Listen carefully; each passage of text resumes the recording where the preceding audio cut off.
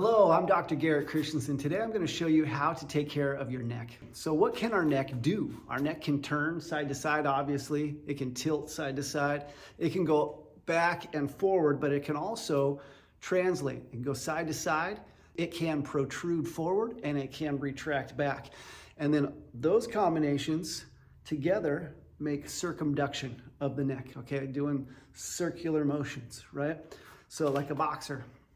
In order to take care of our necks, we have to move them in the planes that they were designed to move in. So let's get to it. See how far we should be able to move our neck with rotation. We should be able to go just about to where our chin gets in line with our shoulder, if our shoulder was relaxed in a normal anatomical position. So other side, going to the side, we should be able to go at least 45 degrees. This is 90, right? In between is 45. We should be able to go about 45 without the shoulder raising up and tilting our body with it, keeping our shoulders straight. Look in the mirror, see how far you can go. I can't go as far this way as I can that way, naturally, without pain. I feel a little bit of tension right in here. So we're gonna show you how to work that stuff out. Next one is check to see how far back you can go. Going back, looking up as far as you can. You should be able to do that with no pinching or no pain. And going the other way, dropping that chin down. Should be able to go down to where that chin just about meets that chest. We should be able to shift our head over to the side. Retraction and protraction. Protruding that neck forward and bringing that back. Should be able to do that with no problem. And then doing some circles. Quite often what we have when we have neck problems is our shoulders are too tight. Too many of us are driving. Our shoulders are forward, we're sitting on a computer, we're looking down at our stinking phones. We get this rounded shoulder posture, okay? And when we put our shoulders forward, it puts pressure on our neck and makes our neck want to come forward. Now, I'm exaggerating here, but that's what happens. We get stuck in this position here and our posture suffers, and pretty soon we develop neck pain. So what we want to do is we want to work first and foremost on opening up our chest. As we release the tension in our chest, we take the pressure off our neck. First thing I like to do is reach back behind you, open up your chest, look up, and breathe. Take our fingers, place them right underneath the chin, look up as far as you can. Use the breath. As you exhale, go a little bit further. I like to think of a color wheel from white to red, okay? White, there's no pressure, no pain, you're comfortable. Yellow, you start to feel a stretch. You start to feel it talk to you. Orange, it starts to get a little bit uncomfortable. Red, it starts to hurt. Stay within the yellow to orange region as we work through this. So going up, fingers under the chin, go as far as you can, showing you from the side here. And push back. Notice I can go a little bit more as I breathe. Another way of doing this is as you get up into that stretch, we're gonna diagonally angle our neck. Coming up and then slight diagonal one side and the other side. If you don't feel much of a stretch doing that, just stay straight back. Now the next thing is going hands back behind the head and just dropping that chin. And allow those elbows to fall down and just breathe straight down. Notice as we breathe, we're allowing the body to release a little bit more. We're not forcing, I'm not cranking, I'm not using my muscles to pull. I'm allowing the weight to gently open that up. Then we can laterally bend one way or the other. Hold there where it feels good. While you're in that lateral bent position or laterally flexed position, rotate the head as well. And fine tune where it is that your neck needs to stretch the most. Feel that tension, breathe into it. Exhale, let it go. You are in control of your body, so listen to it. Listen to what your body's telling you. Now, lean side to side. Rolling the neck out. One thing I like to do is if you're seated, you can grab onto the side of your chair and lean away. Grab on, lean away, let that shoulder depress, and then tilt your head to the side. And then breathe. And as you exhale, allow that shoulder to drop just a hair more. Allow that neck to open up just a little bit more. If you don't have a chair, just use your hand back behind you. Grab on to that hand and gently hold that down and then lean away. We can go directly to the side, which is great. We can go forward and then turn away. And feel that as you turn while you're in that forward flex position and that laterally flex position, rotate just a little bit and play with that rotation. You could also do a little bit of some circular motions. So showing you from the side here, I'm grabbing on back behind me, holding that down. As that shoulder's down, we're allowing that head to fall to the side. Breathing, let it roll forward, and then rotate a little bit. Now, we're laterally flexed, we're extended, and then we're playing with the rotation. Should feel that pull right up and through there. Through range of motion, we can apply pressure on wherever we feel tension. So this muscle right in the front here, the most superficial muscle, is the platysma. Put a little pressure right underneath the jaw. Just tack onto the tissue and lift up. And you can go one side or the other. You can grab on just one side, holding on and lifting and turning as you go. And let that slide all the way down to your clavicle, to your collarbone there. And lift and open up that space. Feel that stretch along that muscle. And you can do that as many times as you like.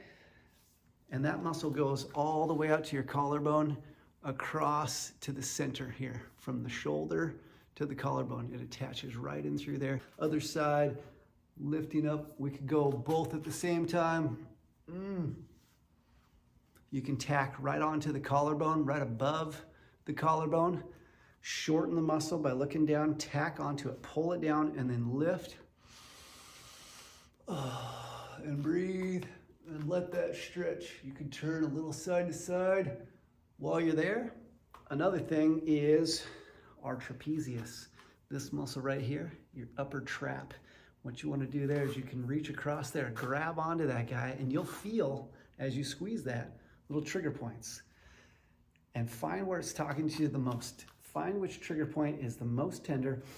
Hold it and breathe. You don't have to push hard. I'm squeezing about 50% pressure.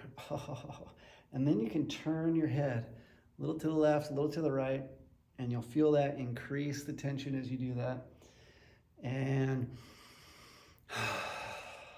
you can also roll the shoulder a little bit while you're holding on there.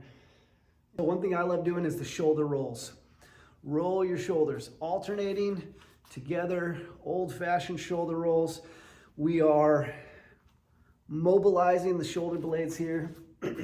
As you do this, you can round the back as you go forward and then lift up. We're elevating, retracting the shoulders, depressing the shoulders all the way down and lifting the chest, and then allowing the shoulders to roll forward and down and then up. Take it slow, take it easy. No rush going through here. Use your breath. You can get the elbows involved. Next thing, huggers. Love huggers. Just bring those arms back and forth. You can start with huggers down low by your waist. As your arms come back behind you, they're right down by your waist. You can raise them up a little bit higher, a little bit higher, a little bit higher until you reach about shoulder height. You can do it with your palms down. You can do it to where your palms are facing each other inwards. And then you can do it with your palms up. And notice the difference there in your shoulder, in your chest, in your arms. Next thing is the good old-fashioned arm circles. Now, our shoulders are dynamic. So we don't have just one plane which we stay in. We don't just go straight out to the side and sit here and do arm circles right here. we want to take it and we want to play with different angles. Back behind you, out in front of you, down below, up above. I like to think about it if you are inside of a bubble and you are washing that bubble, okay? At all angles, get down in there, wash that bubble, play with it for about a minute or two. And then focus on your breath. You can alternate. You can have your elbows slightly bent with it. You can straighten them out all the way and reach as you go. Play with that. Be gentle with yourself. Listen to your body. You can do this one with palms up, palms straight in front of you, palms down, rounded forward, palms back behind you. So again, play with these motions. Then we can get to the full windmill. This should feel good. All right, so talking about our necks, but we're focusing on the shoulder because our neck and our shoulders are friends or frenemies, depending on the day and what's going on. So you can go back and forth between arm circles, huggers, all these different motions, full windmills. We can do alternating windmills. Frontwards, backwards. Now one that I really enjoy is called Black Dragon Hands. Hands out to the side. One arm's going back behind you as the other arm's coming out in front of you. And then it's basically like you're swimming, but then you're rotating the other way. So the arm that went behind you first is now going in front of you while the other arm swings up and back behind you. Again, coming behind, in front, behind, in front.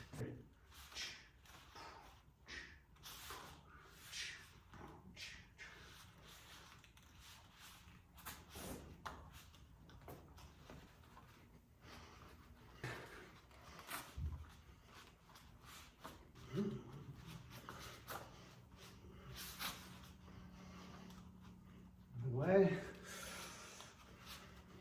Now for one of my favorites, shakers or hoppers. Just go up on your toes and bounce on your heels. Allow your shoulders to just slop or bounce in that joint. Feel those tendons being tugged on. Shouldn't hurt. Elongate your spine as you do this.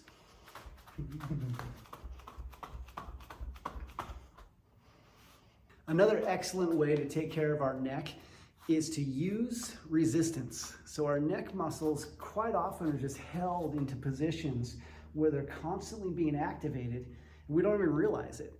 And so one thing that we want to do to optimize our neck performance is put your neck under tension. Go ahead and place your palm on your forehead and then use your neck muscles to activate forward. Use that palm to resist that motion. You can do both palms, you can do one palm, whatever feels comfortable for you. Hold for 1 1,000, 2 1,000, 3 1,000. Gently ramp up the pressure. And then, same thing, go backwards, the opposite way. Hold your hands, you can interlock your fingers and give a little pressure going back. Resist that pressure. And then we'll go lateral. Put your palm against the side of your head and push into it gently. 50% pressure, 75% pressure, 100% if you desire. I recommend starting off 50% to 75% and then working up. We also want to resist the translation motion. So if you put your hand on your cheek, it's a little different than if you put your hand on the side of your temple. Okay, so feel that resistance. Then we got protraction and retraction. So if you put your hands on your chin and try to push up forward, it's going to be different. And you're trying to here grab hold of your head and trying to go into that retraction position rather than the extension position. See the difference there? So extension, we're trying to hold that head from going back that way, and then retraction, we're trying to hold that head from going back that way. So it's going to activate different muscles. The next thing is using diagonal motion. So we got diagonal forward, diagonal back. So put your hand on the corner of your forehead and press down and forward in that direction. In a diagonal. Same thing going back, other side. The last one we want to do is rotation. Put your hand on your temple and then rotate into it. Another simple yet effective shoulder mobility exercise is the old-fashioned karate class, martial arts class. Quite often you'll see them pull their fists up into the ribs, right? And when they do this, what we want to do is we want to get those elbows to come back and to almost try to touch them together if you could. So you're retracting your shoulder blades, you're squeezing your scapula together, and you're holding about 75% tension. Breathe, and then try to go a little bit more. We're also depressing the shoulders, so we're not allowing those shoulders to come up. We're dropping those shoulders down. Those fists are coming back into that rib cage as far as you can. Breathe and hold.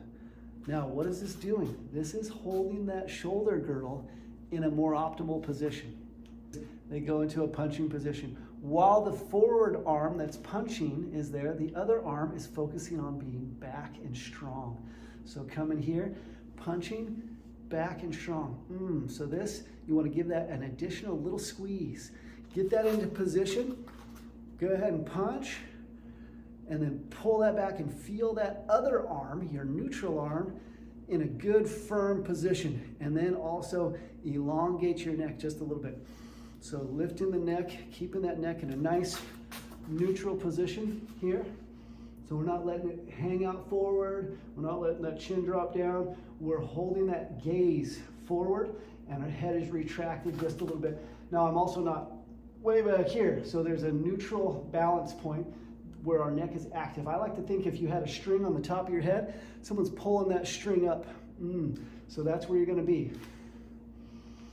Here, self-check, get in position, squeeze that shoulder blade back behind you, elbow back behind you, hold that fist up into that rib cage, and let that shoulder drop down. The other arm, the punching arm, is as though you were pushing against the wall, leaning into the wall. How is your shoulder going to be to keep it most stable? How is your elbow and your wrist going to be? So lock those joints in place where they're nice and firm. And as you feel comfortable doing that, you can speed up the motion.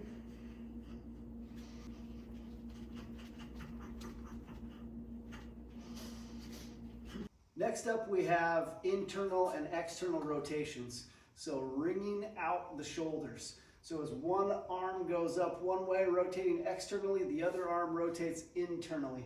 And I like to turn my neck towards the side of the externally rotated arm and work with that breath. Get into position and try to add another centimeter of rotation. And you could do little pulses. You could hold, pulse a little more, hold, pulse a little more, and focus on one arm at a time, and then focus on the opposite arm, the internally rotated arm, and then work them both together. Another way of doing this is rolling both arms forward as far as you can, bending forward, allowing for that little bit of extra rotation. And then same thing, rolling them both up and out externally, bending back slightly, and getting a little added centimeter or millimeter of rotation. From the side, rolling forward, thumbs down as far as we can, bending forward, rolling those a little bit more. Same thing coming back. Open. Now I can play with my arms are out in front of me here, or they're straight out to the side as I'm doing this, or they're up a little bit or down a little bit. You can kind of play with that. You decide where maybe you want to go in all directions as you hold that. Another excellent shoulder opening mobility stretch is called the shoulder dislocate. Now I don't like this name because your shoulder doesn't actually dislocate when you do this, but it does go through its range of motion securely in that joint capsule, and it should feel really nice. What you do is you start with a wide grip, as wide as you can go, and come up and over your head with a staff, a broomstick, whatever you have. You can use a towel even. I like using something sturdy though. Feel like it's a little bit of a better stretch. Start wide, work it up and around. If that's too easy, come in just a centimeter or two. Do it again, still easy, coming in a little bit more. Okay, starting to feel a little bit of a stretch there, especially on the back side right there. I feel a good stretch through my front of my shoulders and my chest. I'm gonna go in just a little bit more, see if I can do that, no problem. You can add a little bit of extension into your spine as you do this. Being in a flex position forward is a little bit harder than if you're opened up.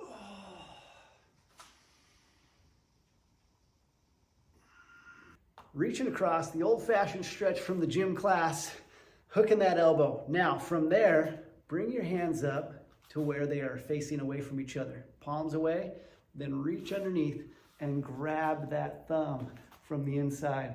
Right here, we are now pulling that elbow across to the opposite side. So right here, across to the opposite side. Got that elbow, pulling it away from, feeling that stretch right through that shoulder there. Now to take this one step further, we can rotate that arm. We can rotate just a little bit and pull it across. We can rotate a lot, pull it across. We can pull that elbow directly across to the opposite shoulder. We can pull it up and across. We can pull it down and across. Okay, now if we want to get that a little more advanced, we go down and take a knee. Right now my right arm is hooked inside and I'm getting that stretch on that right shoulder. Left foot forward, left knee at a 90-degree angle, and I'm going to lay down that elbow, that arm across that knee and breathe. Let that stretch. Show you what it looks like from the other side here. So I'm going to do my left arm inside, hooking that left arm, getting that elbow seated deep inside that other elbow, reaching across. Right knee is bent, left arm on the inside, leaning towards that right knee. And breathing. Hook that elbow, come up, palms facing away, reach up, grab that, lean over across that. The next stretch is the old-fashioned reach back behind you, clasp your hands, pressing those palms together, lifting your shoulders back, chest up, looking up, and lowering the hands down and depressing the shoulders. And slowly lifting that sternum a little bit higher and squeezing those shoulder blades together and down a little bit more. Each breath you take, work into it a little bit more. We're not forcing. Lift your spine through the neck. Let your collarbones open up. You can squeeze as you get lower. Squeeze your glutes a little bit and arch your back. Looking up. Squeeze those shoulder blades together. And coming out. Just challenge yourself as far as you feel comfortable. Don't go into the pain. If it hurts, come out of it. Just go as far as you can and work up to it bit by bit, and you'll be able to take it all the way down. Now, the really advanced people can go all the way into a back bend from that position. I'm not there yet, but this is a great way to open up that chest. Again, the palms together, fingers interlaced. Holding that firm pressure. I'm not squeezing super hard, but we're holding good pressure there as we rotate here, lifting the chest. Now from here, widen your stance. Step your feet apart from each other, about shoulder width, 1.5 times apart. And we're going to get in that position, and then we're going to lean forward and let those arms come back behind you. We're leaning.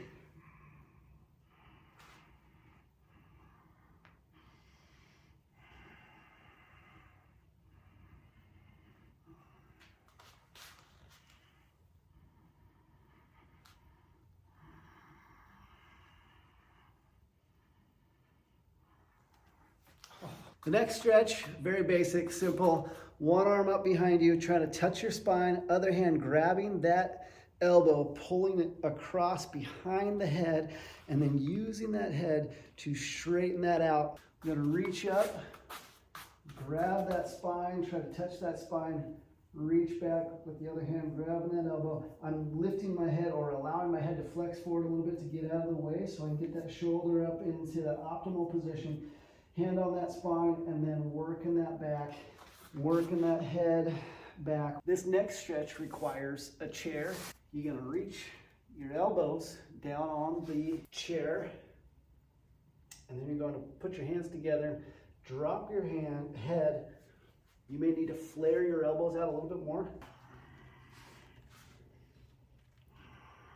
Drop your head down below your elbows. Allow your lower back to arch. The next exercise that will help our shoulders dramatically is the crab or the table, however you want to think about it. What you're going to do is put your hands down back behind you, underneath your shoulders, feet out in front of you, knees bent, and bridge that pelvis up as far as you can comfortably, allowing the head to relax into those shoulders. And breathe and lift your shoulders a little bit more, lifting that chest, squeezing those shoulder blades back behind you. So notice you can sink down into that shoulder girdle, allowing a little bit of a stretch to occur, and then you can roll those shoulders back and lift. You can let your head relax back, or you can elongate your neck, holding yourself up.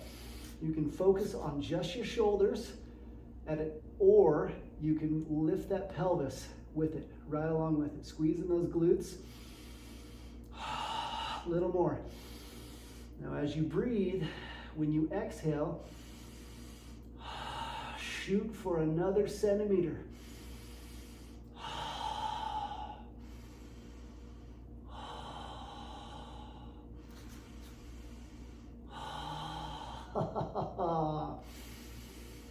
Take a break, come down, pull your butt back in between your hands and lift for a second or two, and then come right back up into your crab or your table and work with your breath.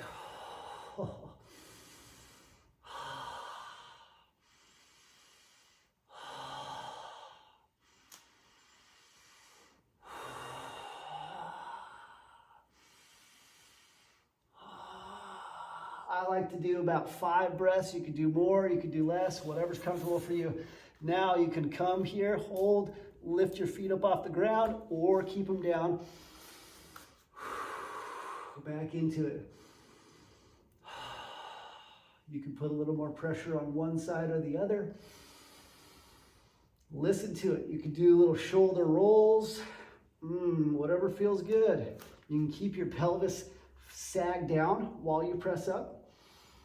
Then you can bring that body forward a little bit, allowing a little bit more strain on the anterior portion of that shoulder, and then lift. Come back to where you're stacked right over it. Make it the opposite way, as though you were doing a dip motion. So play with it. Your shoulder is the most dynamic joint in your body.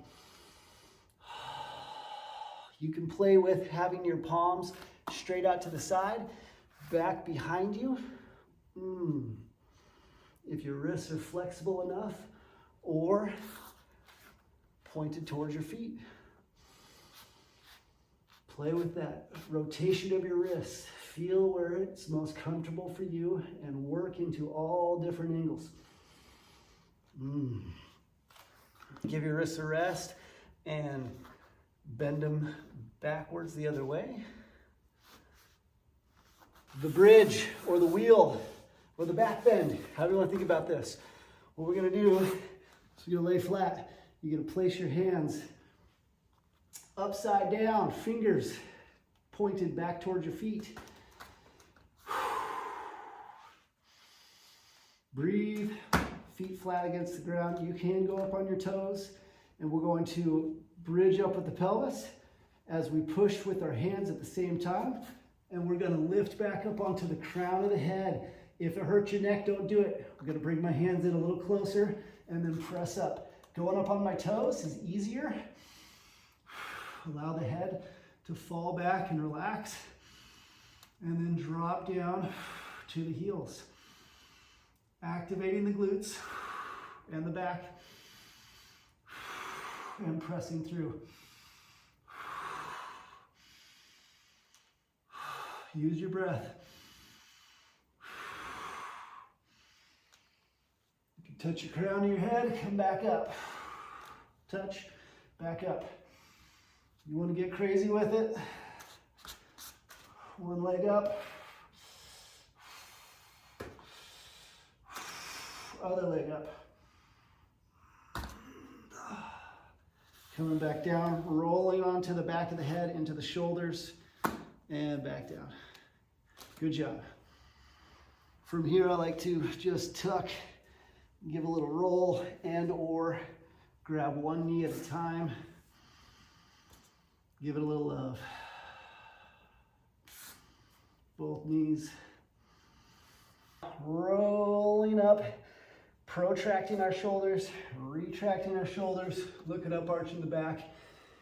Beautiful stretch. We can sit back a little bit, but towards the heels while we do it. We can stay up, stacked over our wrists with our shoulders while we do it. We can do an in-between spinal wave.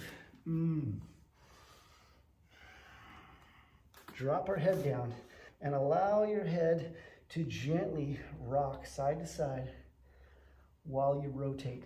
So there's some coupled motion going on here. We're rotating as we're laterally flexing each way, and give it a little S pattern, figure eight pattern, however you want to think about it. Go as far to the side as you like. And you could add your whole spine if you want, or just keep it in your neck. You can shorten it up so it's a very narrow motion, or you can widen it out. Another great stretch is to drop the head down onto the crown of the head and allow the body gently to roll up over it to where the crown, where your cowlick usually is, comes in contact with the floor. So going to the forehead, rolling gently. Now I'm not putting pressure on my head. I'm using the floor to help roll that chin down.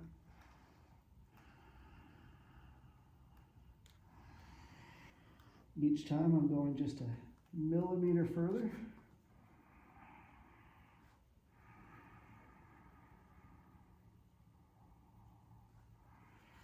Listening to my body, what I'm capable of. Hey, thanks for watching this video. I hope you enjoyed it. I hope you learned something new.